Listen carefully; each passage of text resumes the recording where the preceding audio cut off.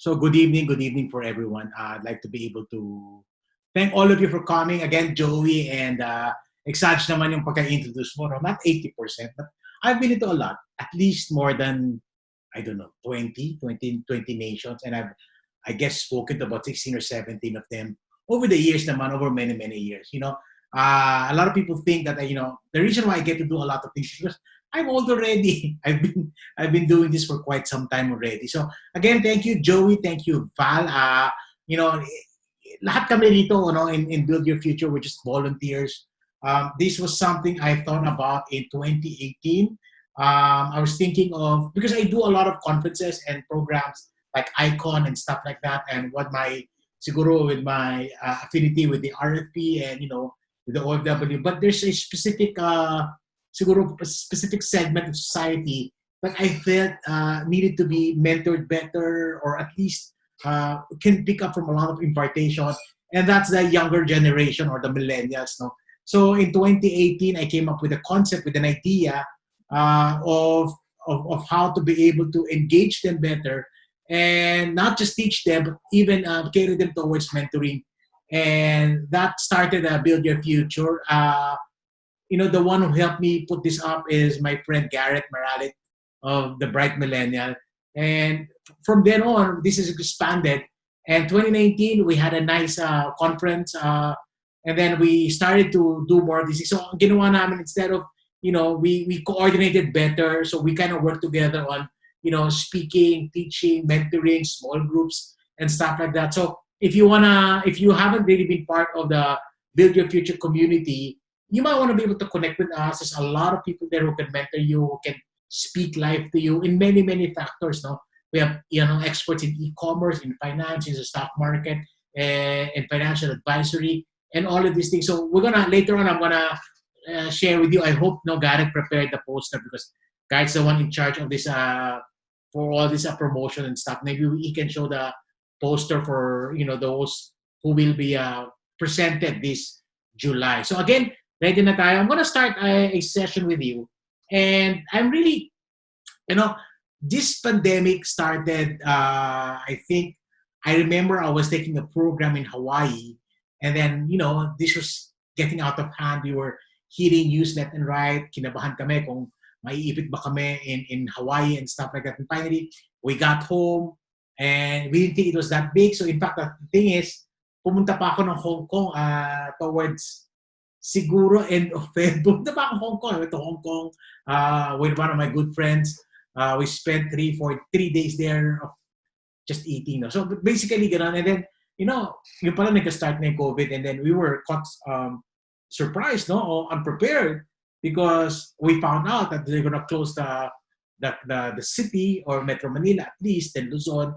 And I think the first thing we need to do is to prepare enough food, enough water, and stuff like that. So, and one thing led to another. What we thought was going to be parang a compressed lockdown ended up to be a very long lockdown. And today we are at GCQ, and there's even talks about stretching the GCQ longer, and even even sometimes talking about bringing back, like Cebu was brought back to ECQ and stuff like that. So we're going to go down. Now, a lot of these things are happening today, and we are experiencing a lot of anxiety. So a lot of people are anxious, a lot of people are concerned, some of them are scared. Very good friend of mine just found out he was tested positive. No, he seems to be okay. He's young and he's going to recover. But this is happening. It's happening to everybody. Siguro by now somebody directly who is COVID positive. No? So makita mo yan. So it's happening right now. We have I think 35,000 people affected by this one. So we're seeing this in the US. It's millions. In India, it's like 300,000. So medyo okay pa tayo. But again, it's better if we don't have a positive mangyayari. All right, so we're gonna start this. I'm gonna share some siguro some concepts and ideas with you. Tonight's session will be a little bit different. If you notice the theme of Build Your Future is heavy. We were heavy on giving you concepts, giving you ideas. It's really more teaching you and stuff like that. No? e-commerce, stock market, financial literacy. We even had sessions on writing, on social media marketing. So medyo ano yan, medyo very useful. But tonight, allow me to, please indulge me, allow me to make it a little bit different for you guys today. Because what I want to do tonight for you guys is to more or less encourage you and hopefully minister to you. Yun yung heart namin. We want to really teach you, want to really guide you, really want to help you learn about these things, no, and siguro encourage you further on how to be able to understand. And I mean, guys, we're going through a lot of challenges today, pero hindi natin alam kung ano eh. Hindi natin alam kung ano mangyayari sa atin talaga. We're not so sure what's gonna happen, no?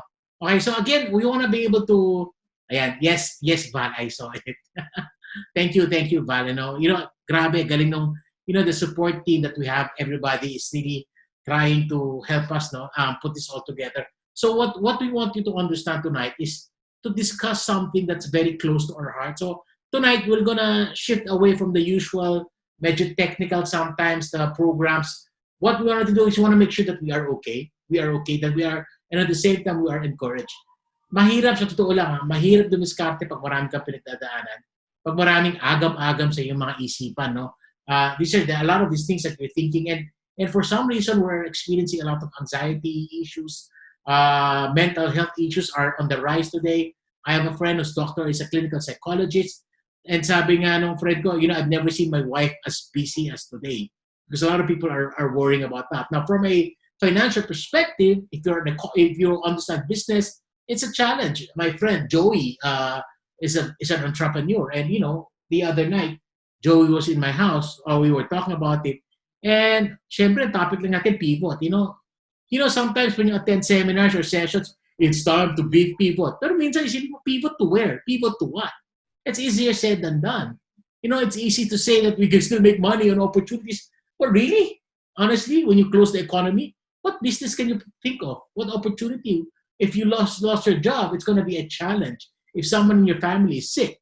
So all of these things is going to be a challenge for all of us. Again, that's the reason why we need to be able to understand this further. Let me do a little bit of updating with you guys. Our COVID-19 cases have surpassed 36,000. Now, we were seeing, are we flattening the curve? Are we going down? I mean, that may be, I don't know, it's hard to assess. I'm not a medical practitioner. I'm a finance guy. So it's kind of really hard to assess whether we are improving. I mean, benchmark to where? Because when the reports that you're seeing, there's a general consensus by other nations that we are not very good in handling our COVID situation. Okay, the whole 3-month lockdown, were we able to bend the curve or flatten the curve? At 36,000, we are still rising. Now, if you compare this to other countries like the US, India, and stuff, you can say that we're a little bit better. But you need to understand, if you talk about India has like 1 billion population. So when you look at the percentage per population, we're not too far from them. We're almost the same. So again, yun yung mga situation na kailangan natin ayusin. That's why we're gonna talk to you about these things. All right. So ready? Are we ready to learn? Now next. Okay, sorry. Next one. Okay. It is really now expected that our GDP will continue to shrink. Quarter 1 of the year, we experienced a negative 0.2. So that's very small, considering. But you have to understand, the economy stopped in March 15. We measured January to March. So again, and I'm not really surprised if hindi siya negative. But second half is gonna carry the blunt.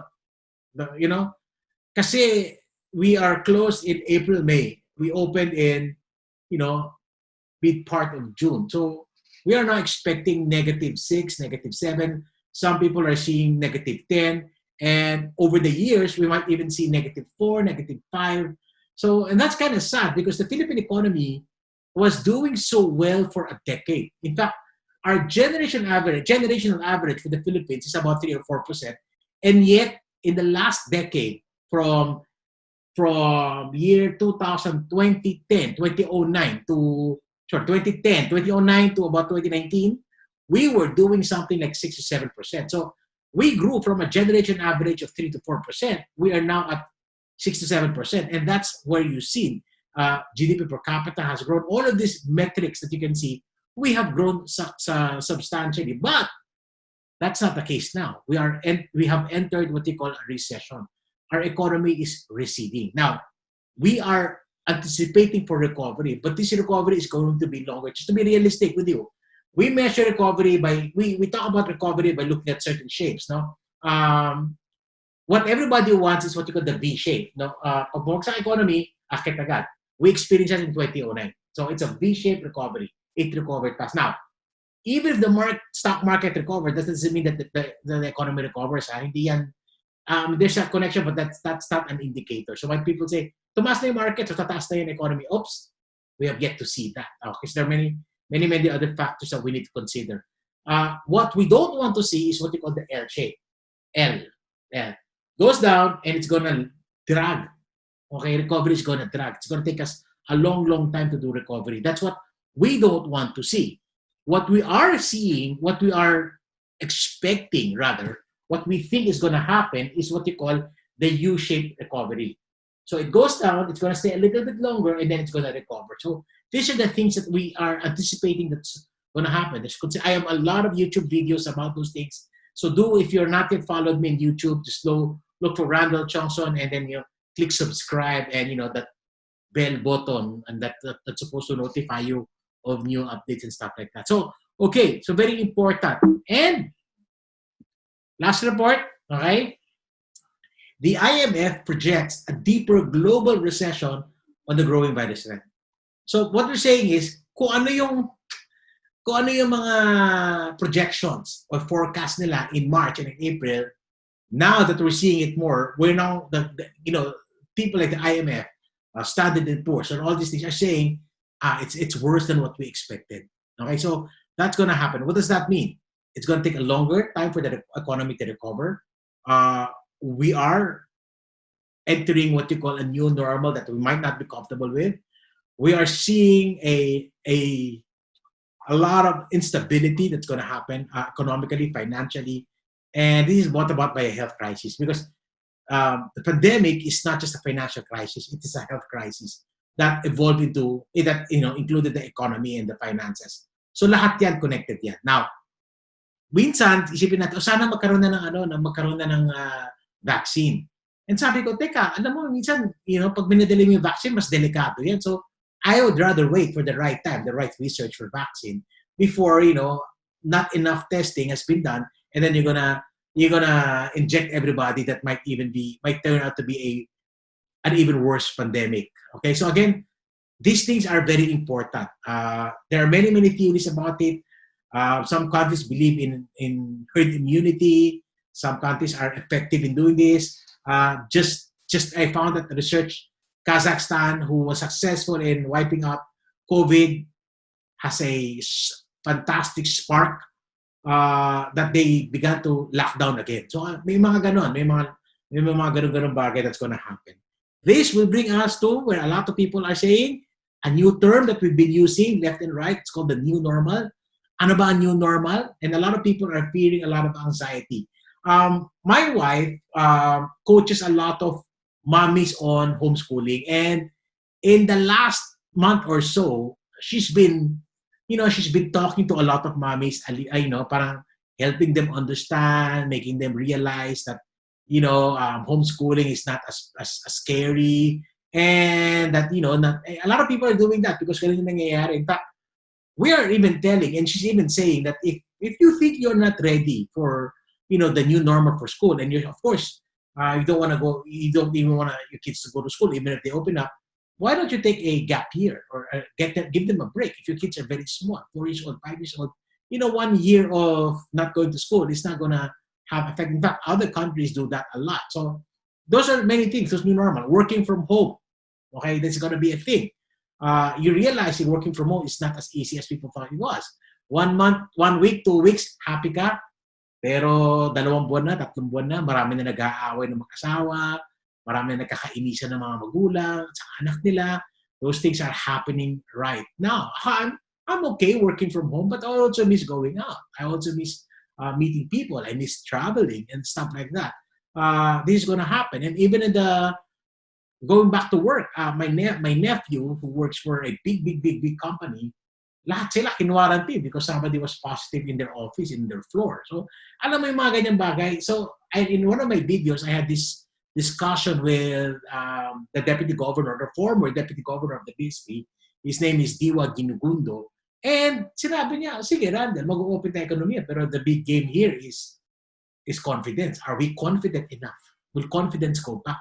Because if confidence is going to go back, I mean, people will not spend, people will not expand, companies will not begin to open, even if they open, minimal performance, minimal production, and stuff like that. So nobody is going to be spared by this thing. And it's causing a lot of concerns. Some people have anxiety problems. Some people have mental health issues. Some people are worried. Alam mo tayo mga Pilipino, kasi ano tayo, masiyahin tayo. And we try to brush off many things. Pero medyo facade lang siya because when you are alone and when you're now faced with the uncertainty of the future, bills to pay, people getting sick, loss of job or instability at work, all of these things are coming in. And inside you, your external mo, you're okay, but inside you, you're already panicking. And you don't even know how to process this. Some people, it's the first time to experience something like this. So they didn't even know how to process these things. Now, ako, I'm already in my 50s. Meron kami mga dinaanan na yan. But again, this is very different. So this new normal is it's nice to talk about it, but it's also scary for a lot of people. And that's going to happen. Now, what we're going through right now, let's call a spade, trial to it. Whether we like it or not, whether we agree or not, it's a trial for everybody. It's a challenge for everybody. But the question is, bakit ba? Bakit ba nangyayari ito? Diba? Bakit ba mayroong ganito nangyayari? And bakit ba, ano ba ang mga natin? Ano ba ang mga reaction natin dito? How do we handle this many things that we are experiencing? Now, questions that you can ask yourself privately, on your own, okay, tonight before you sleep, or you can talk to your spouse, okay, or talk to your friend, or maybe you can chat with one of the guys in BYF. So here's something that I want you to ask yourself. First question is, are you worried about the crisis? That's a valid question. Valid question yan. Are you worried about the crisis? The second question that you need to ask yourself is, are you fearful of the economic challenges? Natatakot ka ba? Kinakabahan ka ba? Paubos na ba pera mo? Yung investments mo, di na bumalik. Yung negosyo mo, di mo alam kung magbubukas. Are you fearful of the economic challenges? And lastly is, how has this affected your family, your work, and your mental health? Right? Nice questions to ask. Tonight, I want to be very, very honest with you. I want us to, that's the reason why we did not post this in the FB Live, because tayo to, we want to talk to you about it. So the question is, are you worried about the crisis? Are you fearful of the economic challenges? And how has this affected your family, work, and mental health? All right? Now, these are nice questions, but we have different replies. We have different ways of handling stress, anxiety, issues, trial, challenges. Iba-iba tayo. Iba-iba yung capacity natin. And these are the common ways of how people deal with this. Okay? How do we handle it? Some people have a tendency to minimize it. Ayan. Wala rin yan. Some people have a tendency to justify it. They justify it. Like, talaga kailangan mangyari yan. Some people, they tend to intellectualize it. Intellectualize. They try to look at this from a logical perspective. They try to explain this from a logical perspective. They maybe use science or whatever it is. Some people, well, they want to forget about it. They want to brush it aside. That's even worse than minimize. You brush it aside, you'll forget about it. But forgetting about it doesn't change the fact that it's there. And then some people go extreme. They practice religiosity. They become very, very religious about it. Nagalit na ang Panginoon. Ganto.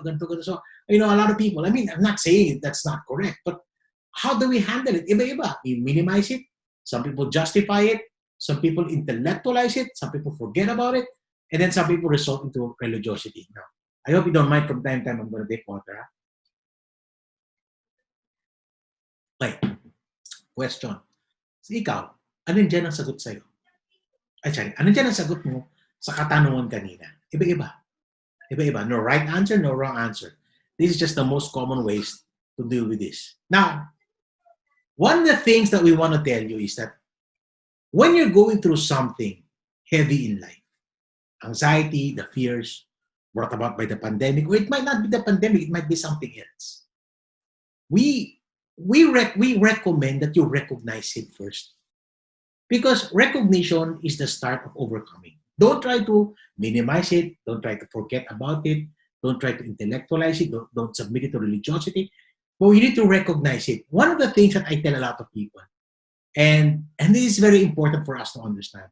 Alam mo, kasi tayong mga Pilipino, ano tayo eh, masiyain tayo, pamacho tayo minsan masyado, pero minsan talagang kailangan natin tanggapin na maraming bagay dadaan sa buhay natin, we can't do anything about. Okay? But we need to recognize that problem. And here's what I want to tell you. Do you know, it is okay not to be okay. Look at that statement. It is okay not to be okay. We don't have to be super strong. We don't have to be, I know you're a father, you're a son who needs to provide, you're a wife that needs to put together to everyone, you're a president of the company, whatever you're doing, you're a branch manager, whatever it is. It's okay not to be okay. That's the reason why we need to talk about this. We need to see it. And again, before we do that, we need to understand. Bakit ba nangyayari itong mga gatong bagay? And then later on, let's talk about siguro ways. What do you think are the solutions for these things? Now, I have friends like si Laval. Laval are strengths finder, behavioral stuff like that. They're going to talk to you a lot about this. I'm not that kind of a person. I'm a finance guy. I can talk to you about economics. I can talk to you about, movements of the market. But also I'm a person. I'm a human being. I go through this myself. And that's why I want to talk to you about this. And and the only thing I can talk to you about, or that I can, siguro, a better way to do this is, what does the Bible say about this? What do you think? Bakit ba? Why do you think is the Lord is allowing these things to happen? Yung mga question eh. Bakit ba inalaw ni God ang COVID? Yun yung question, di ba? Bakit meron? God loves us eh. Bakit tayo ma-expose sa ganito? Now, let me tell you something. Hindi si Lord ang may dahilan ng COVID. God is not the reason for COVID. But let me tell you, what you gonna move? He is the answer to that. He is the answer to that. Okay? So, wala daw napapapasok sa admit. Moderators, please admit. Okay, so, these things that we need to understand, we need to handle it better. Okay, we need to handle how to handle it. Let's talk about it. Okay.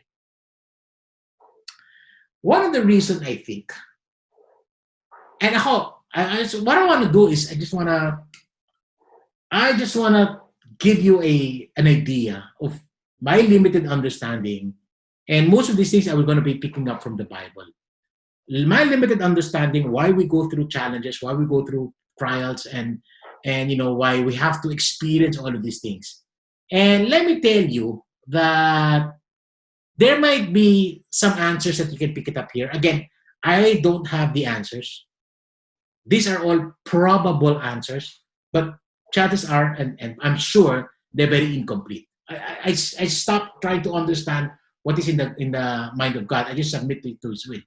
But there are certain practical, siguro, understanding why we are going through a lot of these things. The first probable reason, when I say probable, not so sure, but it's a probable reason, is maybe the Lord wants to accomplish His intentions. God has a bigger plan for us, beyond our comprehension and understanding. We only see things from our own perspective, and we find it difficult to see what's in store for us. Again, God has a bigger plan for us, beyond our comprehension and understanding. We only see things from our own perspective and find it difficult to see what's in store for us. Minsan kasi, marami tayong dinaanan, di natin naiintindihan until nakalampas na, natapos na. Sabi nga nila, It's easy to understand life in hindsight. But when you're experiencing the trials, what we're doing right now, maybe a year, 2 years, 10 years from now, we'll realize. But now we don't know the answer. We don't even know what's going on right now. We don't even see the ending of what's going on with that. But God is different. He's the beginning and He's the ending. Di ba? He's the beginning and He's the ending. And He knows what's going on. And maybe He has a plan for us. Now, I'm going to pick up stories from the Bible or understanding from the Bible that I just want to siguro iba to sa inyo. I-share sa inyo. One of those is the story of Joseph and the book of Genesis. Now, backstory lang. Joseph was the favorite son of Jacob. Jacob is, Jacob later on was renamed to be Israel. He's the apo of Abraham, and because of that, we are where we are right now. That's Jacob. Jacob had a lot of sons, but his favorite is David. Not David. His favorite is Joseph. Joseph is so favorite that he meron siyang pinatahing special na quote para kay David. Kay Joseph. Kaya nga kaya nga kinaingitan ng mga kapatid. There's even a play, Joseph with the Technicolor dream and Technicolor quote and because he was a favorite, nakaingitan niya ng mga kapatid niya. So mga parents please do not play favorites. You're gonna create a lot of problems. Joseph was so favored and was the favorite of Jacob that his brothers hated him. He hated him so much. They hated him so much that they want to kill him. Ganun katindi. Sa sobrang inis, sa sobrang galit, gusto nila patayin. And they almost did. So they schemed for him to be killed, and one brother prevailed upon them. Let's not kill him. He's our brother. So parang ginawa nila, may drama pa yan. So hindi na siya pinatay, binenta na lang siya. Okay, into slavery. So, Jacob is a fairly wealthy person. And they're comfortable. Imagine mo from anak ka ng mayaman, di ba? Anak ka ng mayaman, tapos bebenta ka into slavery. You're gonna work. And he was sold. He was sold to Egypt. And he ended up in the house of Potiphar. Potiphar was a high-ranking person on the Egyptian empire at that time, si Potiphar. And he was head of the household. Parang mayardoma lang yan. Hindi, iba yun. Kasi iba yung times na yun eh. And he's a powerful, influential person in the largest empire at that time. To be the head of the household, that's a big deal. And because he was good. Now, with Joseph, one of the things you need to understand, he's a very bright, smart, wise person. And lumalabas din that despite he was a slave, he was picked up. He was picked up and he was promoted. He was head. He was head of the household of Potiphar, an important person in Egypt at that time. Pero si Joseph, pogi din. Okay? Hirap din magaling na pogi pa, di ba? So, pogi si Joseph and parang si Coach Val, di ba? Okay. So, pogi si Joseph eh. Okay? Parang si Garrett na. Okay. Okay, so, that's the story eh. So, napag-interesan siya ng asawa ni Potiphar. Tataypan siya. But Joseph is not only an intelligent, smart person. Joseph was also a righteous person. Ayaw niyang patulan yung asawa ni Potiphar. He resisted that. He avoided the wife of Potiphar. Okay? And he was really strong about it. He was talagang ayaw niya. To that point, lalo nang gigil yung asawa ni Potiphar. Opportunity, finrame niya sinolo niya si Joseph, and he really wanted Joseph to have that relationship with her. Ayaw ni Joseph talaga, sabi niya, why would I do that? I don't want to sin against my master, Potiphar, and my Lord, si God. I cannot do that to them. He has entrusted me with everything except you, and I don't want to belay that trust. So ang galing sinabi niya. Ang ganda ng control din ni Joseph, tinanggihan niya. Ang hirap sa mga lalaki ngayon, walang control. Lalapit sa akin, kuya, nag-away kami sa ako, naghiwalay kami ng board. Bakit? Kasi nag-fall ako eh. Meron akong, one night stand ako, nilapitan ako. Tapos, nalaman ng asawa ko, nagalit, iniwanan ako.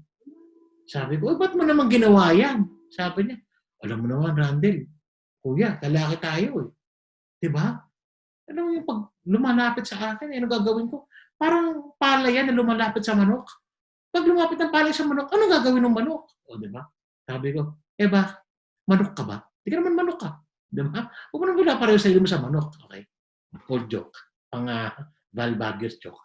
So, this is the things that are happening. So, may control talaga siya. Pero hindi pumahag yung babae. Sa galit niya, di ba, sumigaw siya, binaliktad niya yung storya. Pinalabas niya na si Joseph ang nag-take advantage sa wife ni Potiphar. So, nagalit si Potiphar sa kanya. Di ba? Betrayal of trust.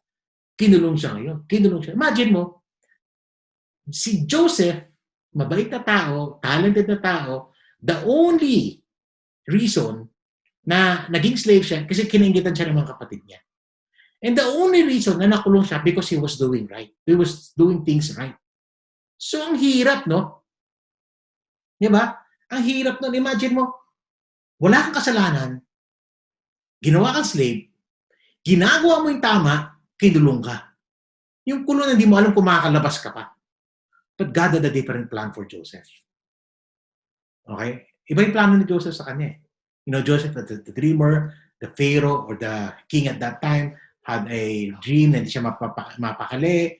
And eventually, you know, was connected to Joseph, and they found out that there's the Hebrew slave in the jail can understand dreams. And pinatawag siya, and the Pharaoh was so impressed. He was so impressed that he made Joseph the governor of Egypt. So hindi from the head of the household of Potiphar, he became the number 2 in command of the largest empire of that time.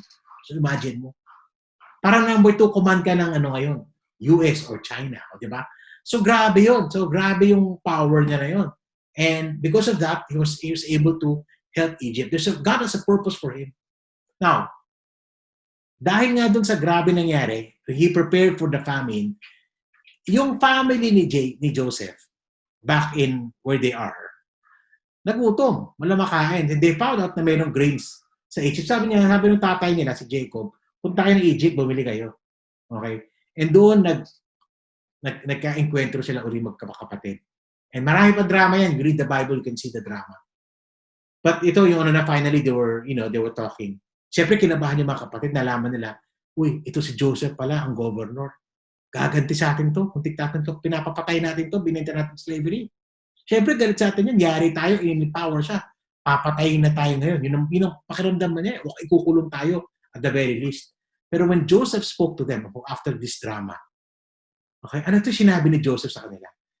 And now, do not be distressed or angry with yourselves. Okay? Sabi, huwag kayong magalit sa sarili nyo. Okay? Huwag kayong magalit sa sarili nyo. Okay? Do not be angry with yourselves. Okay? Do not be stressed or angry with yourselves because you sold me here. For God sent me before you to preserve life. For the famine has been in the land these 2 years, and there are yet 5 years in which there will be neither plowing nor harvest. And God sent me before you to preserve for you a remnant of earth and to keep alive for you many survivors. So it was not you who sent me here, but God. He has made me a father to Pharaoh and Lord of all his house and ruler over all the land of Egypt. What is Joseph trying to say dito? Sabi niya, alam mo, mga kapatid, hayaan niyo na to, move on na kayo kasi may plano si Lord dito.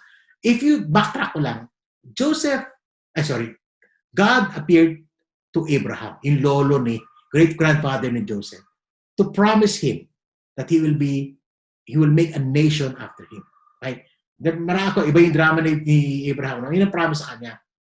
And Abraham had a son, si Isaac. And Isaac had a son, si Jacob. Remember, God's promise, I will make a nation from you. You will be the father of many nations. In fact, sabi niya, yung mga heirs, okay? Ano tawag ito? Yung mga, yung mga stars, yung descendants mo can be as many as the stars. So, ganun yung sinabi niya. Now, if Joseph was not sold into slavery, okay, the whole family of Jacob would have died of famine because people were dying there. If they did not do to Joseph what they did to Joseph, they would have all suffered. And when they suffered, what happened to God's promise to Abraham? Hindi mangyayari. So, sabi ni Joseph, may plano si Lord dito.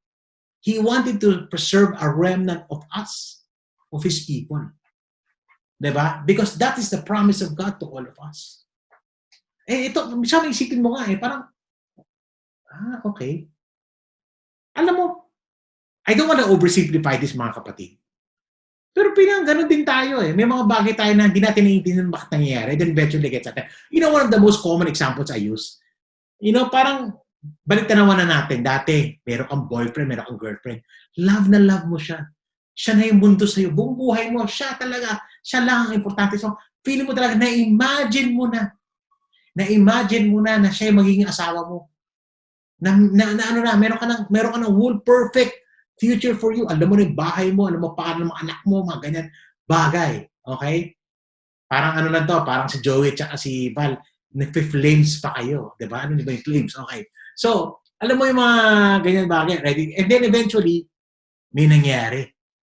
Di kayo nagkatuluyan. And at that time, you were so broken. You should parang, di mo na parang, gumuho yung mundo mo, your world, diba, crumbled. Why? This person who I thought who's gonna be my future, suddenly is gone. May naging asawa ng iba, may naging girlfriend ng isa. Sirang-sira ang buhay mo. Akala mo end of the world. Okay?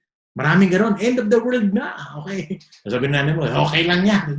Di mo maintindihan yung nanay mo, tatay mo, kung bakit sa kanila. Hindi sila gano'n as effective as you.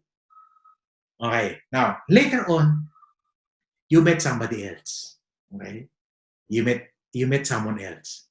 Etong bago mo naging partner na boyfriend, mas pogi, mas mabait, nagluluto na, naglalaban na, naglilinis pa ng bahay. O di ba? Kompleto na. Magaling na magtrabaho, mabait na, masilbi pa, pogi pa. Di ba? Yung mga ganun talaga. Tapos, alagang-alaga ka. So, perfect husband. Doon mo nga na-realize, buti na lang pala, hindi kami nagkatuluyan itong yung dati kong boyfriend. Tago na natin sa pangalang Garrett. Alam mo, okay, diba yung mga joke lang. Baka andyan nakikinig yung fiancé. Alam mo yung ganun tayo. Tapos nakita mo, nakakuha ka somebody better. Ito pa worse. Yung ex mo, okay, nabalitaan mo. Diba? Nahiwalay na. Bakit? Babaero na, nambubugbog pa, tamad pa. Diba? Walang silbi. Imagine mo. So, realize mo, Lord, thank you. Pero nung time na yak-yak ka, talaga kala mo, tapos na ang buhay mo. Tapos ma-realize mo, diba? God took away something and gave you something, it's better. But during that time, you don't understand. Now, let me do a little bit. Okay, guys, I'm also, teka, bakit pa ang dami-dami kong notification. Okay, so tanggalin natin ang mga notification.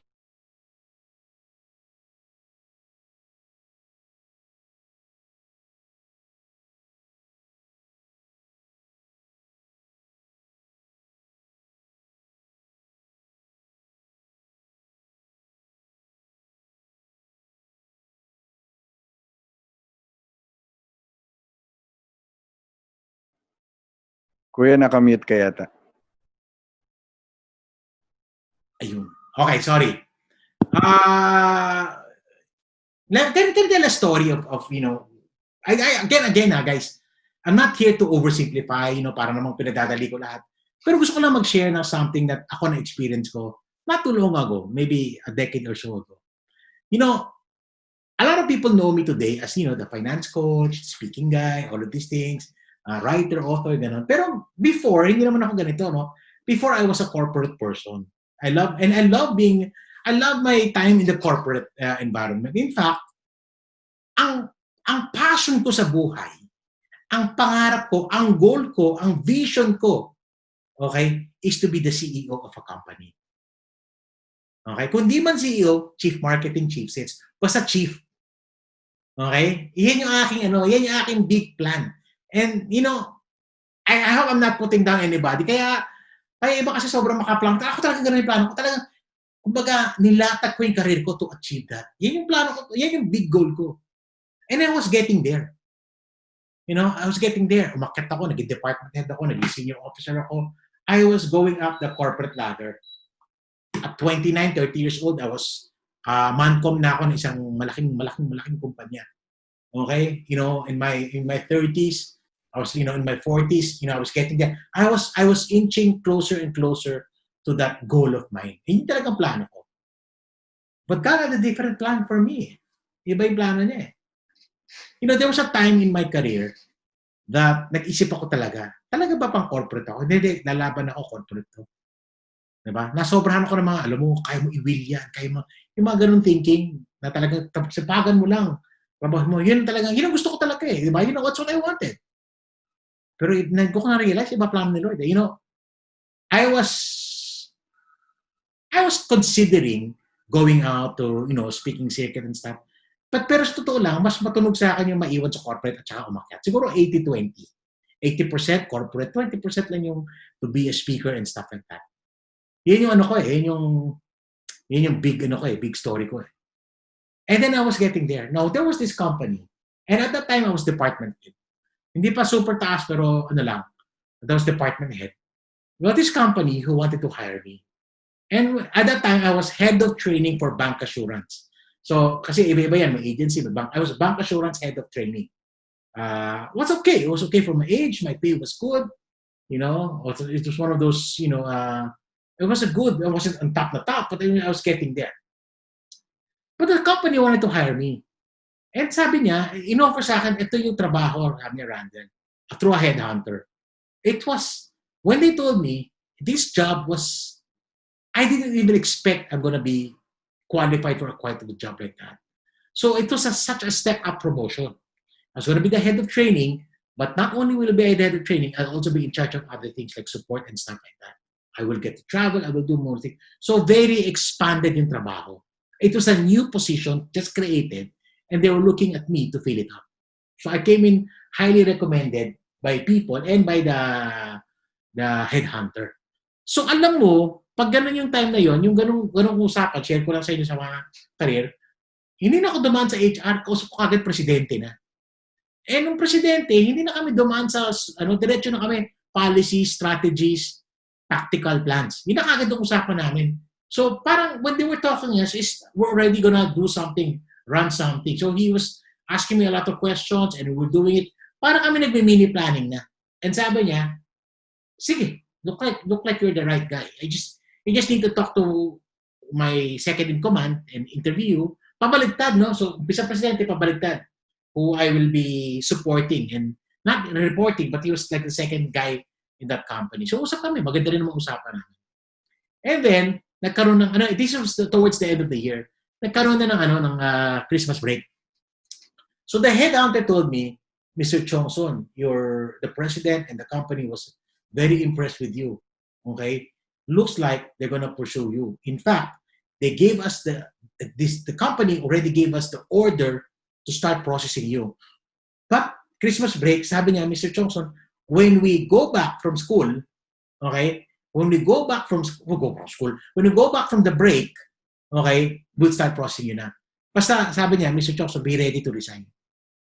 Okay, we're just gonna make sure that we're gonna give you a good pay. Kasi headhunter yan, trabaho nila. So, we're negotiating your pay. We want to give you something that's better than what they want us to offer you. But I just want to make sure that you're ready. You can leave anytime. So, yeah. I will leave anytime. So, Christmas break. Saya-saya ko. Di ba? Saya-saya ako. Pagpasok ko, next year, mag-resign na ako. May bago kong trabaho. Promoted ako. Malaki sweldo. Magandang kotse. Expanded na trabaho. Lahat ng gusto kong gawin. It's gonna be that. And for me, that's gonna bring me one step closer to being the head of the company. Okay, ready na. Okay, game. Excited na. Saya-saya ko nun. Siguro, first day of work or second day of work, nung bumalik na ako sa office after the New Year break, may friend ako na nagkatrabaho sa kumpanya na yun, tumawag, Randall. Because kahit paano may alam siya, no? Which is a good friend of mine, may alam siya na she was kinda hoping that I would go in. Sabi niya, Randel, ano nangyari? Bakit? They just hired somebody for the job they wanted you to do. Huh? Bakit gano'n? Apparently, during the Christmas break, may trumabaho. Merong one of their bosses there, merong gustong bata na ipasok. So, ginawa nila, parang kudeta, while we were on a break, while the headhunters not processing and everything, they snuck in a guy and they made that guy the head, not me. So I called up the headhunter. Sabi ko sa headhunter, what happened? I found out they just hired somebody. Ha? That cannot be because before the break, they asked us to process you. So we'll get back to you, sir. So pagbalik niya, sir, di namin alam. They hired somebody without us knowing. We're so sorry, blah, blah, blah, blah, blah. So in other words, hindi natuloy. At that time, shrug ko lang. Sige, parang baka hindi talaga para sa akin. Pero siyempre, hinayang ako. Kasi dream job. Imagine mo, dream job. Okay. Time has passed. Months has passed. I was still in the company. I was doing well in the company, to be fair. Company treated me well and stuff like that.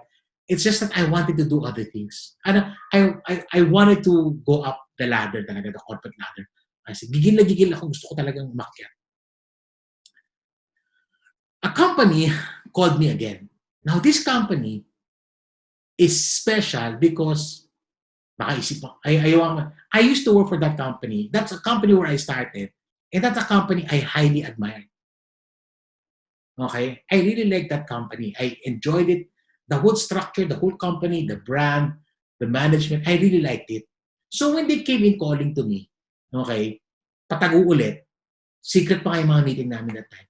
Sabi na, Randel, you know, you're really doing a lot. So at that time, I already co-founded the RFP. I was doing this. I was going, sabi niya, you know, this company is going through a lot of changes. And feeling namin, you're the right guy to take over training. Ikaw mag-head. Sabi ko, ganun ba? Talaga? Alam mo, like before, our meeting did not happen to be about, should I go back? Pumunta kami strategies ulit. Anong mga tingin kong dapat gawin? Anong mga babaguhin?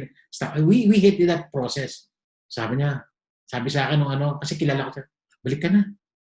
Sabi ko, sige, tingnan natin. Kung seryoso kayo, pwede naman tayo mag-usap. So eventually, maganda yung naging usapan namin.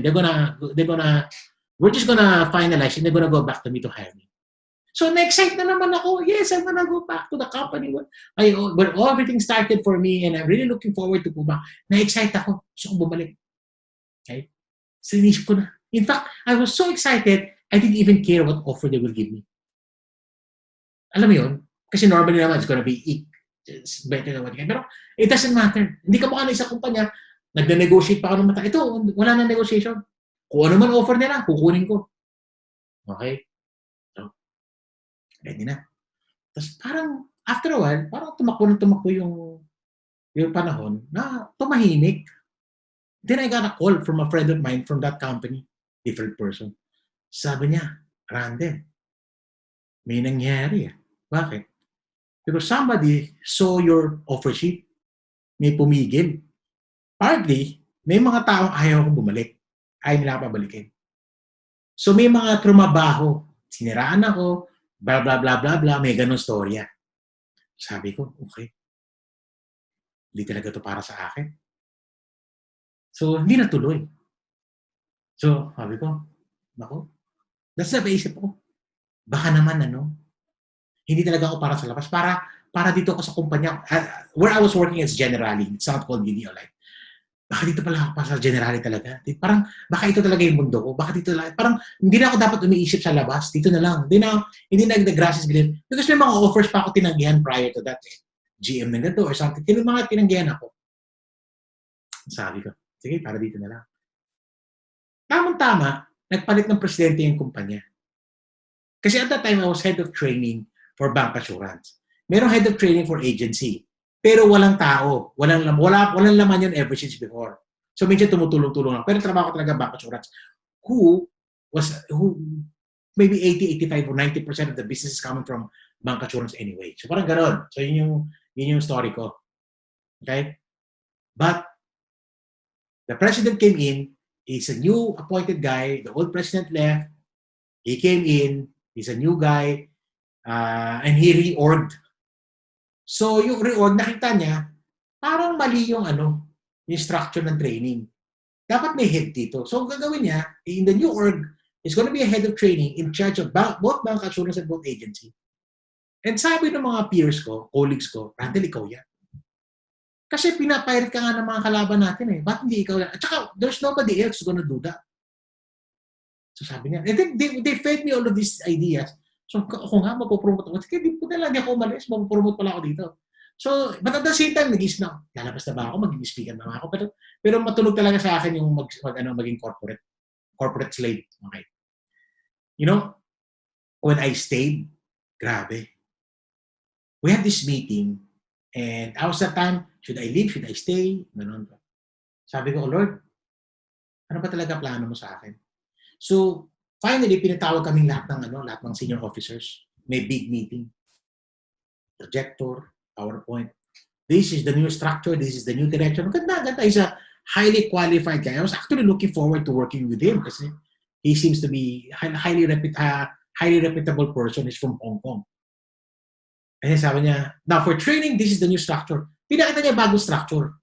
Pero yung name ng head, blanco, hindi ako nilagay. Sabi ko, akala ko ba ako to? So partly, hindi ako ipopromote. Not at that time. So parang naisip ko, I think, na yata ako? Time's up na ako dito. Kasi sunod-sunod eh. These are happening within a year. Sabi ko, Lord, and at that time, there were openings for me to speak to outside. Yun yung nag-o-open. Pero nilalaban ko yung corporate. Yun ang gusto ko eh. Yun ang passion ko. Okay. Pero grabe. Hindi nangyayari. So nagpaalam ako, sabi ko sa presidente. The new structure kasi I now report directly to the president. Sabi ko sa presidente. Sir, I think it's time for me to go. Nag-resign ako. Sabi niya, are you resigning because I did not promote you? Sabi niya, I did not promote you because I don't know you. Why don't you give me the chance to get to know you first? And let's see. So sabi niya, I won't stop you, but can you stay? Can you finish? Kasi October to eh. Can you finish the year? By the way, that was the subprime crisis. At the peak of the subprime crisis. Can you stay until the end of the year? Because there's a new head for bank assurance. And that new head is your friend.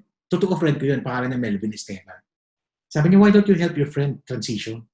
Ito naman kaibigan ko si Melvin, way back, sabi niya, bro, kaya ako nandito kayo, huwag mo nang malis. At least itong period lang. I don't know, transition mo lang. Kasi I'm the old one from the last team and I need to transition properly.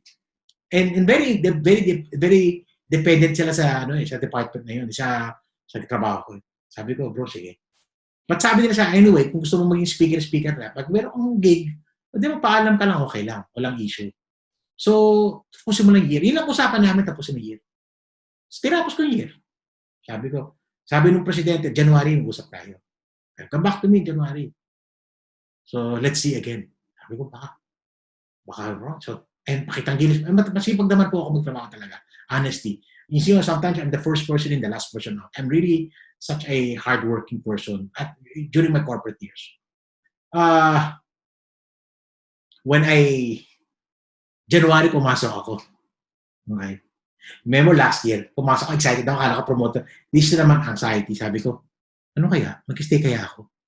Okay. Pero clear na lumabas ako eh. Then, pinatawag ako ng presidente. Second day from work. Sabi ng sekretarya, Randall, the president wants to talk to you eh. Sige, pinuntahan ko. Sagot sabi ko, ito na. So Randall, una, I want to thank you. I want to thank you that you honored our agreement. You did not leave. You stayed until the year end. Sabi niya, I really admire you. I admire your loyalty. I admire your professionalism. Daming sinabi, gaganda na sinabi niya. So ini-expect ko, so Randall, don't leave. I'll promote you na. Yun in-expect ko eh. Pag tanong niya, so Randall, what's your decision? Are you going to leave or going to stay? Sabi ko. Kasi sinabi ko, stay, baka pigilan ako. Pag leave. No, sabi ko, leave. Sabi niya, that, okay. I thank you for your service. Blah, blah, blah. Ang ganda naman ng pasabi niya, pero di ako pinigil. Malis na. Sabi ko, talagang hiyata ako pa rito. So, malis na. And I started my profession. You know, God is different because, you know, at first there was a struggle. It was difficult. I was creating a name.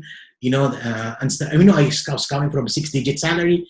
biglang no salary, and parang, and my kids were going to college. Sabi ko, ano ba itong pinasok ko? And I was doubting myself.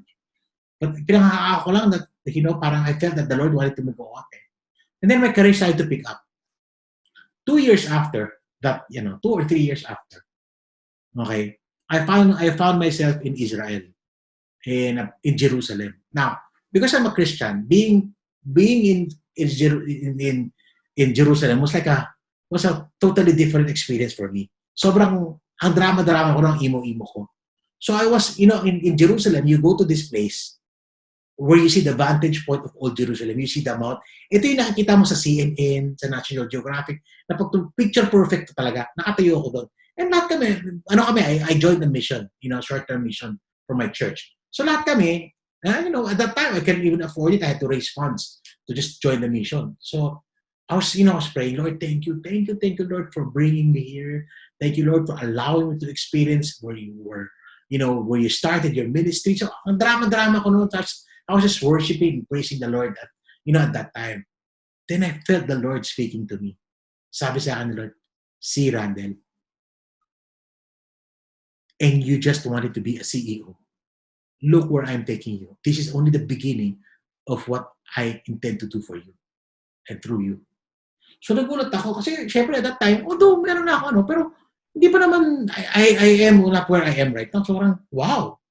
In fact, the only reason I got to go to Jerusalem because I had to raise funds, and a lot of people supported me to go there. Okay. But sabi ko, wow. Ang sabi niya, and see, Randall, you just wanted to be a CEO. From that day on, grabe. A few months after, I was traveling. I was speaking in Qatar. I was speaking in Dubai. Then I was going to Australia. I was going to Europe. I was like, wow, what's going on? And the afternoon, I started Icon, and like, wow. I think my income was growing, my influence was expanding, I was, being given awards, and parang, ano nangyari? Okay. Sabi ko, God is really cool. But that's not the entire story. Remember the company that was trying to get me as the head? That president who was trying to hire me did not perform well. So he was removed. They put in a new president. These are expats, eh. You know what the new president did after the old president was renewed? Inando niya lahat ng programa ng presidente. Yung trabaho na halos iyakin ko dahil hindi napunta sa akin, okay, may napuntahang iba na pinasok at that time. Grabe. Okay? Tinanggal sa kanyang trabaho, parang naging lang siya, parang na-float siya for a while, and eventually, tinanggal nila yung work na yan. Wala na yung item na trabaho na ngayon doon. Party did not work. So, kung natuloy ako doon, okay, ano nangyari sa akin? Malamang natanggal din ako. Kasama ako doon sa na-float at tatanggal. Company number 2, yung company na where I started, where I was excited to go back. Alam mo, feeling ko, kung nilagay nila ako doon, feeling ko, I'll be very, very happy and content. I am not gonna be where I am right now. I'm not here talking to you. Hindi matatayo itong Build Your Future, walang icon, I would not have been an author, I would not have traveled the different parts of the world, I would not have been given this voice that I have right now, because I was probably there. I probably stuck to that job that I thought I wanted, head of training. I'd probably be the head of training pa din. Pero I'm happy. Okay na rin yun. Pero I won't be, I don't think I would have been bold enough. Kasi kung hindi ginawa ni Lord sa akin to, I won't be bold enough to do what I'm doing. And last company where I used to work for, okay, after I left, siguro a year and a half, okay, they made a major reorg. They killed agency. They started to remove people left and right because it's in preparation for a new structure. Now later on, I understood because they were going to be a purely bank assurance organization. Lahat ng kaibigan ko na nung umalis ako, sabi niya, Randall, ba't ka alis? Ganda ng trabaho mo. May financial crisis ngayon. Establish yung trabaho mo. Lahat sila nawalan ng trabaho. Lahat sila tumawag sa akin, Randall, tulungan mo naman kayo makatong trabaho. Puti ka pa, establish ka na. So imagine mo, if pinilit ko yung gusto ko, I would have been troubled. I would have experienced, alam mo, Actually, hindi ko naisip itong mga ganitong bagay until natulong ako. O nga, no? O nga, no? Had I stayed there, A, Plan B, Plan C, and none of them is equal to what I am doing right now. I won't be even have this opportunity. Now, let me tell you something. You know, God is always in control over our lives. May plano siya. Kailangan mo lang talaga magtiwala. Kailangan lang talaga, He is the Lord and Savior in your life, and you need to trust Him because His will is always pleasing and perfect. Pag pinilit mo talaga yung gusto mo, you're gonna have a problem. At that time, I felt life was not fair to me. Sabi ko, why is this happening to me? I see a lot of people. I see so many people, okay, that are so unqualified. Tamad. Sama ng ugali. Di ba? And sila, nagsistay sila, napopromote pa. What's happening to me? Bakit ako hindi? Di ba? I am more masipag din. Parang gano'n. Akala ko lang yun In reality, palamang hindi Feeling ko lang at that time. Pero iba talaga plano ni Lord.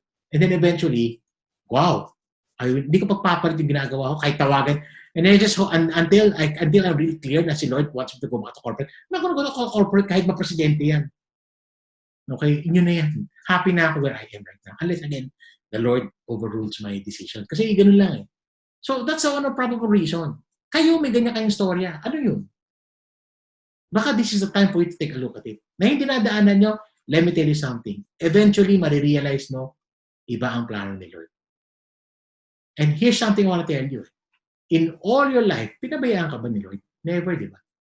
Papabayaan ka ba ni Lord ngayon? Hindi din. Akala mo lang. Okay?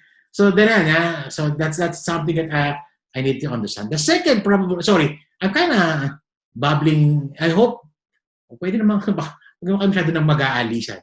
But that's the thing. I'm really concerned about the welfare of a lot of people. The second probable reason is maybe the Lord wants to develop your character. Here's something to really think about, guys.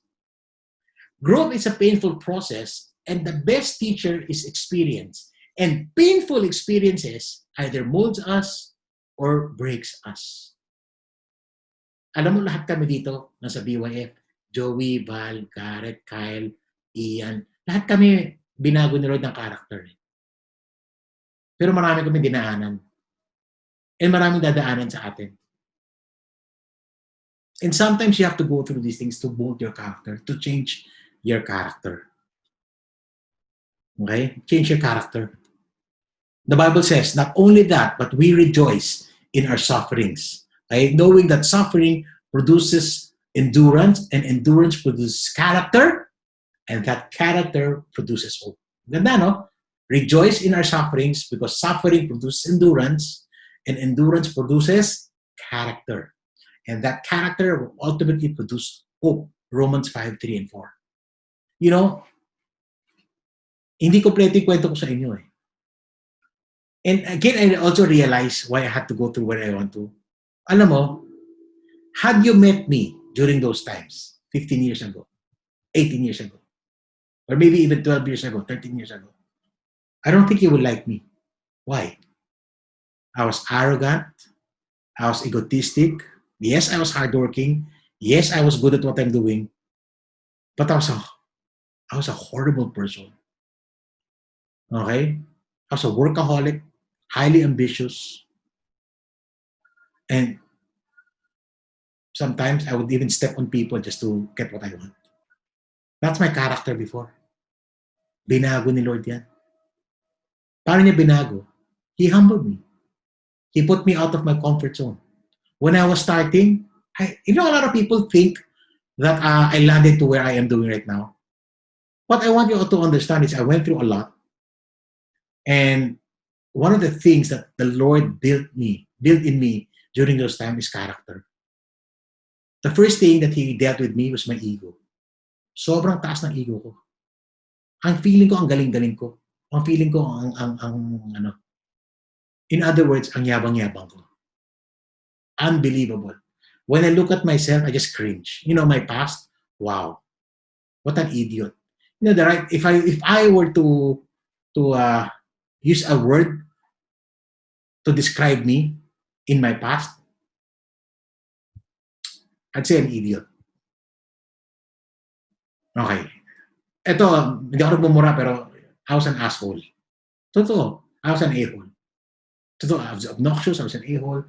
I was egocentric, egotistic guy. Hardworking, yes, but ambitious, too ambitious for my own good. And even my wife will tell me later on, I was a horrible person. But God corrected me. You know how?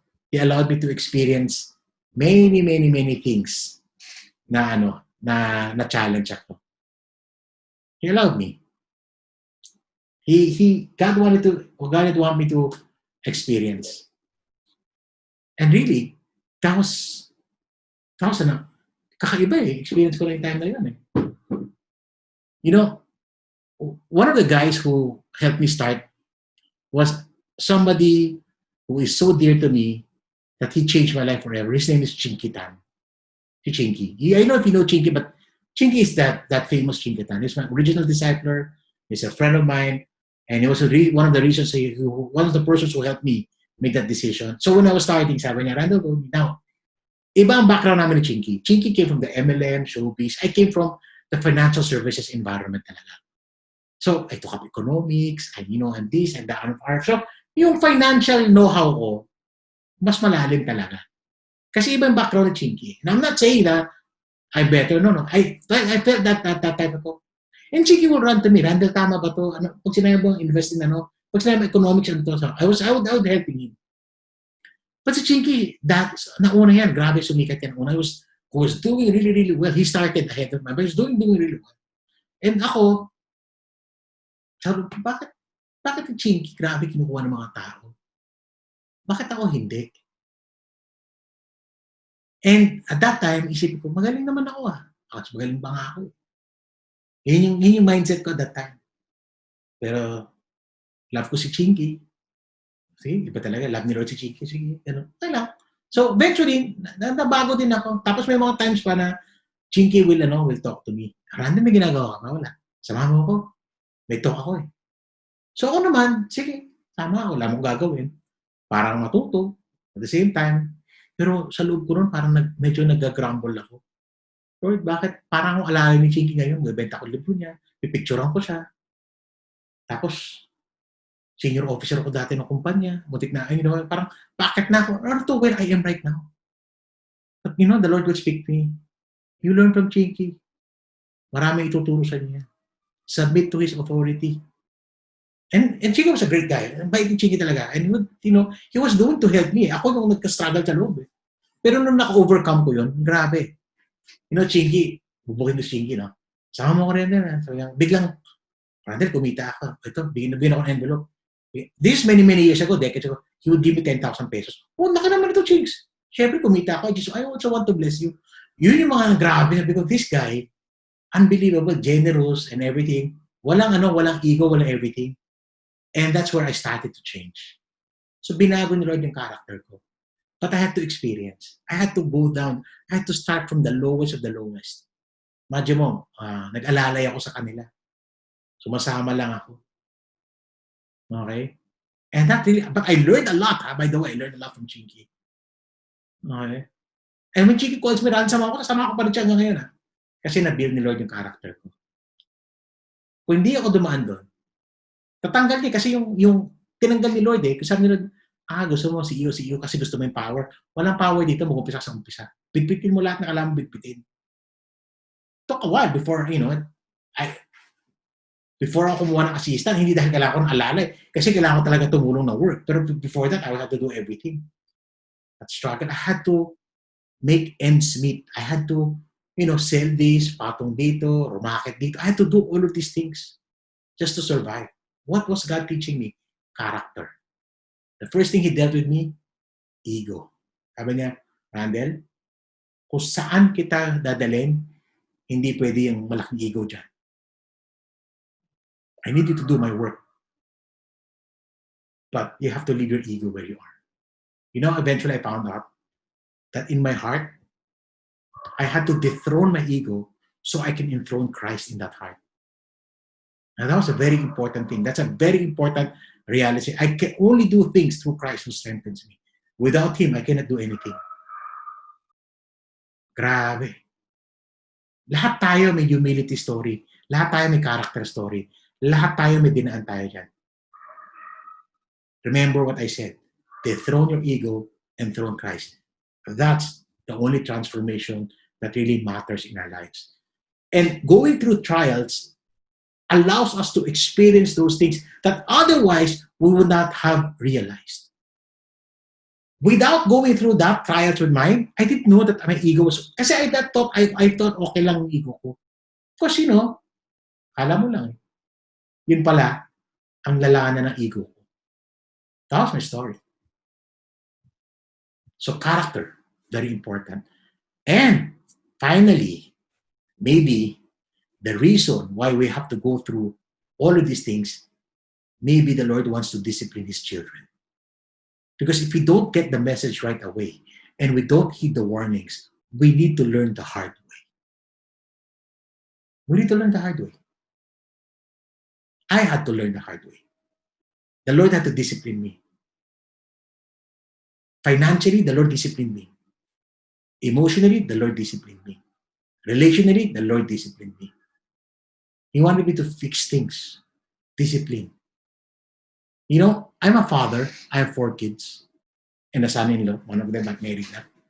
Okay? And maybe in the next 2 years, I'll be a lolo. Okay? Looking forward to that. Okay? It's not easy disciplining children. Ha? Sa totoo lang, ha? The fact na papagalitan mo, sisigawan mo, papaluin mo, irarad mo, hindi siya madali for a parent eh. Pero we do it because our motivation is always love. And kay Lord, ganun din. Ang motivation ni Lord, love din. Bakit tayo kailangan i-discipline? Hebrews 12:6 says, "For the Lord disciplines the one He loves and chastises every son whom He receives." The reason why you need to be disciplined, tayo as a nation, why do we need to be disciplined? Kasi love tayo ni Lord. Kung hindi mo love yung anak mo, bahala siya sa buhay niya kahit ano gawin niya. Diba? Why are we always so concerned about the welfare of our children? Why do we need to sometimes, speak even if matanda na sila? Bakit? Kasi love natin sila eh. Ganoon din si Lord sa atin. Hindi tayo pababayaan ni Lord kung nakita niya mali na yung ginagawa natin. Because the motivation of the Lord to discipline us is love. For the Lord disciplines the one He loves and chastises every son whom He receives. Trabaho ng tatay yan eh. That's why it's important for us. Sometimes you need to be disciplined. You have to go through all of these things. Diba? Etong pandemic, maraming dinidiscipline si Lord. Ano tinanggal sa atin ni Lord? Luho, convenience, entitlement. Ano inituto sa atin ni Lord? Essentials. Diba? Diba kaya natin mabuhay ng essentials lang? Anong ginawa ni Lord sa atin? Yung may mga relational issues. Yung mga lalaki, nagluloko sa asawa. Yung babae, hindi ino-honor yung lalaki. Ano ginawa ni Lord? 3 buwan, magkasama kayo. I-deal niyo yung problema. Na-deal. Diba? Naayos. Yung mga anak at tatay, naayos. Dinisiplinan ni Lord eh. Diba? Sa atin, nangyayari din eh. Diba? Before dito, minumura ng presidente yung Panginoon eh. Ngayon, sabi niya, pray tayo. Dinil din ni Lord, pati character niya. Dinisiplin din si Lord. Sabi niya, kailangan natin to. Ito mga oligarch, kailangan pala natin to. Nag-apologize pa kaya kay Ayala, kay MVP, di ba? Gets mo yun? Daming dinadaanan. Macro yun. Lahat tayo may ganito. Lahat tayo may issue. Submit lang tayo kay Lord talaga. Okay? I don't have the answers. I mean, I only gave you probable reasons and they might, they may be connected to the other. But, you guys need to understand, there will always be challenges and storms in our lives. Do not make the mistake of praying, Lord, remove the storms in my life. That's not going to be good for you. Why? That's impossible. There's always going to be a storm. Your prayer should change from, Lord, remove the storms in my life, to, Lord, help me prepare for the storms. Make me storm-proof so that when the storm comes and it leaves, I'm still there standing. That's what our attitude should be. The trials, the storms, they come and they go. But when they leave, we're still there standing and hopefully worshiping in prayer and worshiping and praising our Creator. Dadaan talaga tayo dyan. Hindi mo mapipigil yan. You know, when you know all of these things, because you've always heard this, okay? You always hear this, do not fear. Do not give up hope. Madali sabihin, mahirap gawin. Do not fear, wala ka ng trabaho. Do not fear, may COVID na yung kapitbahay mo. Do not give up hope. Wala ka ng pera. Maghihiwalay na kayo dahil sa gulo. Madali sabihin yan. Mahirap gawin. Pero ano, bakit mahirap gawin? Kasi incomplete. Do not fear, do not give up hope. Kasi meron ibang gusto ituro sa atin si Lord. On your own, you cannot do this. You know, kaya ayoko yung mga new age thinking na yan, yung mga power of the mind, mga tawag ko dyan, budol-budol eh. Kasi, alam mo, you can do things, sabi ni Kato, ganun, gagawin mo. Alam mo, ano lang yan, attitude lang yan, universe lang yan. That's not gonna happen. That's not gonna change anything. That's not gonna solve the, malusutan mo to, mayroon next problema. You know why you should not fear, you should go? Because of who the Lord is in your life. Is He your Lord and Savior? First and foremost? Do you submit to Him? Or He's just a level of convenience for you? Kasi the solution to all of these things goes back to who the Lord is in your life. Do not give up, do not give hope. Bakit? Kasi may Lord tayo. Yun yung yun yung connection eh. Do not fear, do not give up hope because. Why? Because God is the answer. He's our refuge. Psalm 91, 1-2. He who dwells in the shelter of the Most High will abide in the shadow of the Almighty. I will say to the Lord, my refuge and my fortress, my God in whom I trust. Ganda na sinabi, no? He who dwells in the shelter of the Most High will abide in the shadow of the Almighty. I will say to the Lord, my refuge and my fortress, my God in whom I trust. That's why when we go through all of these challenges, we can run to Him. He is our refuge. He is our fortress. And because who He is in your life, that's why you can trust Him. Pasensya na po, may mga aso tumatawag. Ano ba patahimikin yun? Okay. I hope you're not hearing a lot of them. Okay, so he who dwells in the shelter of the Most High will abide in the Almighty. I will say to the Lord, my refuge and my fortress, my God in whom I trust. You know? Ang dali sabihin na fear not eh. Pero merong if. Okay? Fear not if you know that God is in control. If you know that, you put your trust in God. Isaiah 41:10 says, fear not, for I am with you. Be not dismayed, for I am your God. I will strengthen you. I will help you. I will uphold you with my righteous right hand. Ang ganda, no? Fear not, for I am with you. Be not dismayed, for I am your God. I will strengthen you. I will help you. I will uphold you with my righteous right hand. Wow. Isaiah went through a lot of challenges. Before the Psalms, that was David. He was persecuted. Saul wanted to kill him. His enemies, even his son, rebelled against him. Ito naman si Isaiah. Okay? It's so refreshing to read God's word. And you will realize how God is always in control. And great people in the Bible, dumaan yan sa maraming pagsubok. Dumarami sa challenges. Pero, at the end of the day, they never lose their sight on the Lord. Kaya nga, sabi ni Lord sa kanya, sabi ni Lord kay Isaiah, fear not, for I am with you. Be not dismayed, I am your God. I will strengthen you, I will help you. I will uphold you with my righteous right hand. No, kahit ano gawin nila sa'yo, you may fall, but at the end of the day, I am supreme in your life. I am sovereign in your life. I will raise you up. I will uphold you in your righteous right hand. Ganda no sinabi ni sa kanya. Kaya nga yung fear, kaya nga yung mga dinadaanan natin, you can overcome. Talaga, totoo lang. How? Si Lord din nasagot. His Spirit, the Holy Spirit in your life. For God gave us a spirit, not of fear, but of power and love and self-control. Ganda, no? For God gave us a spirit, not of fear, but of power and love and self-control. You can overcome these things. God will allow you to overcome and will help you and will be the one who can overcome things for you. That's why you build your relationship with Him. Ganda na tinuturo namin sa BYF. But at the end of the day, we are concerned about your career, we are concerned about your personal development, but we're more concerned about your spiritual development. Because we know that the answer, Val, Garrett, anybody you hear from BYF, alam nila kung sino sagot. Si Lord lang. If you know these things, then you know the answers to the many, many questions that nobody can answer for you.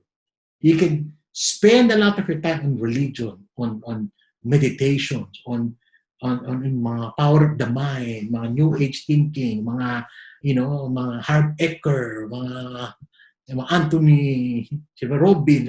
It doesn't have the answer. Sino may sagot? Si Jesus. Kasi dinaanan ko yan. Akala ko sa kanila yung sagot.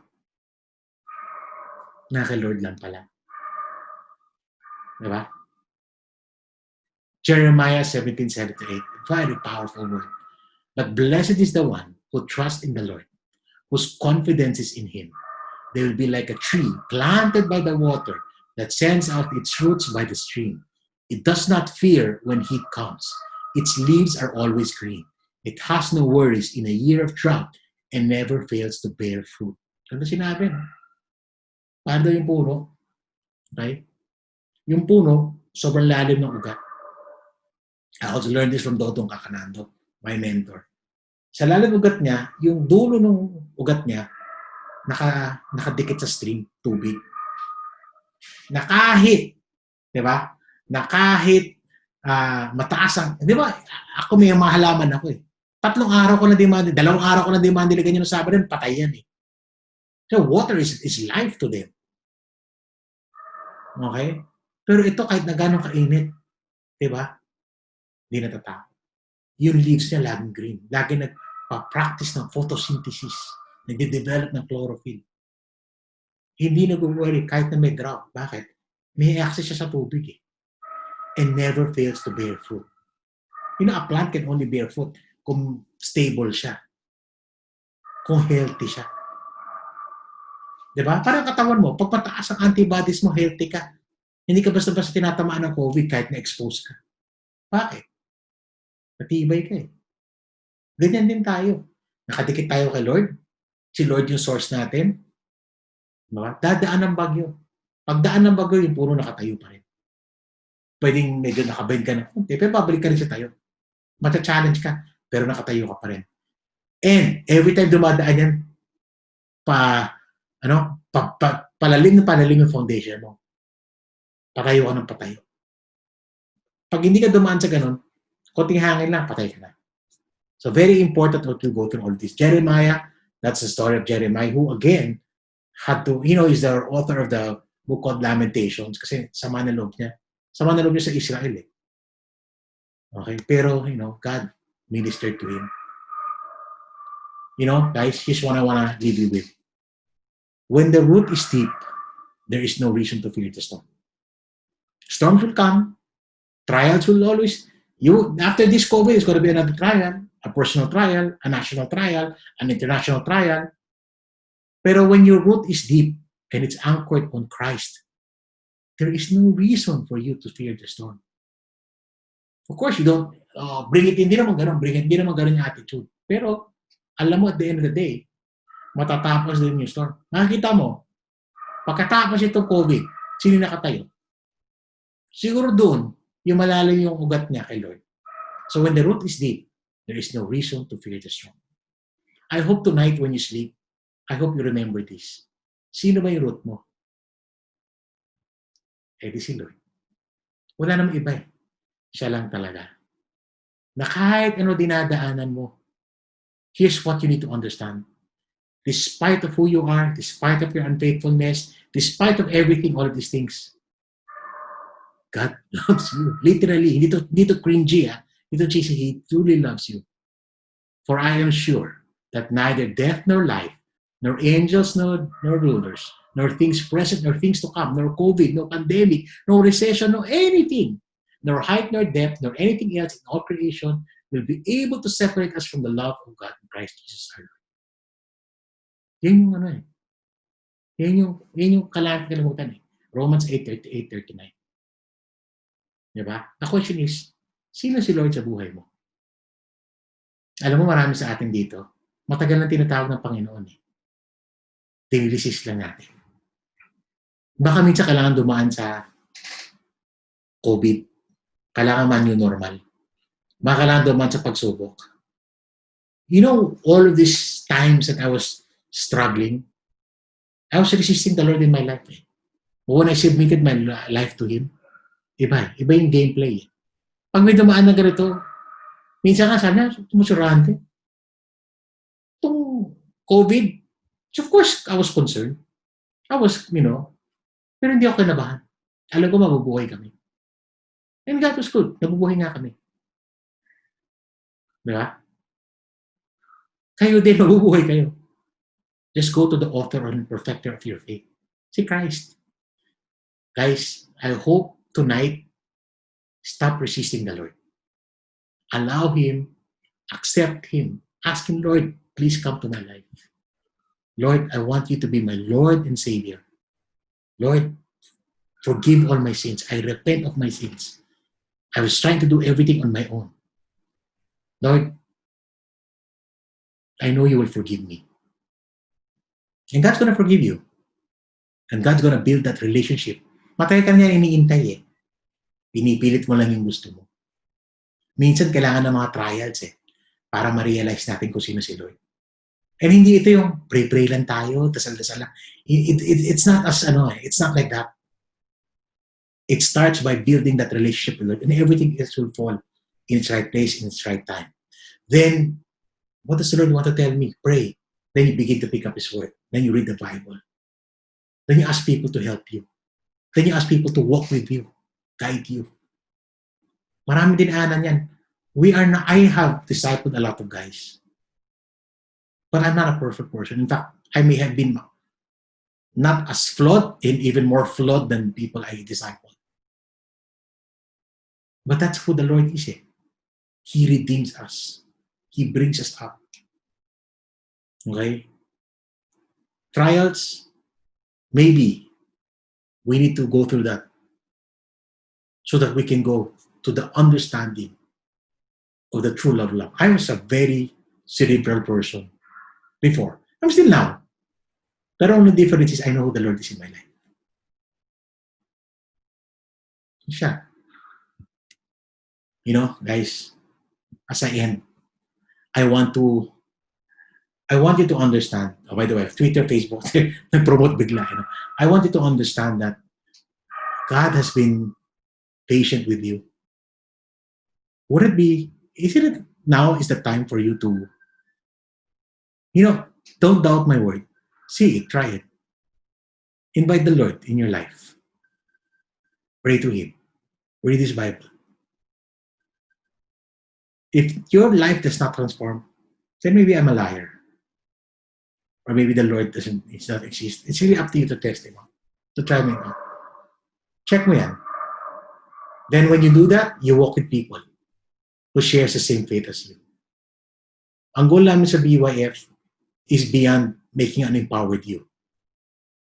Ang goal namin sa BYF, you will end up knowing the true nature of the loving God who many years ago, was patient enough,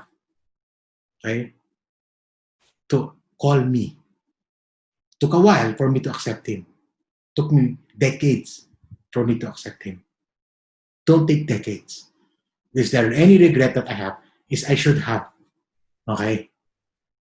earlier. I should have done that earlier. Tuwa ako sa mga bata eh. Maaga na rin nakalala si Lord. And that's probably one of the best things you can do with life. Right? Let's pray, Lord. Thank you for this time. Thank you for the opportunity, Lord. I pray for my brothers here. I pray that, Lord, sana, Lord, continue to be patient with those people. I know, Lord, lahat sila may time sa'yo. But, Lord, those who are ready, Lord, Lord, speak to them. Speak to their heart. Ask them to submit their lives to you tonight. Connect them to people who can help them. And Lord, we pray for your blessing, protection for over us. Lord, yung may mga dinadaanan, relational issues. Lord, yung work nila, yung trabaho nila, yung negosyo nila. Lord, I know you are sovereign over our lives. May we see that. This we ask in the mighty name of Jesus Christ. Amen.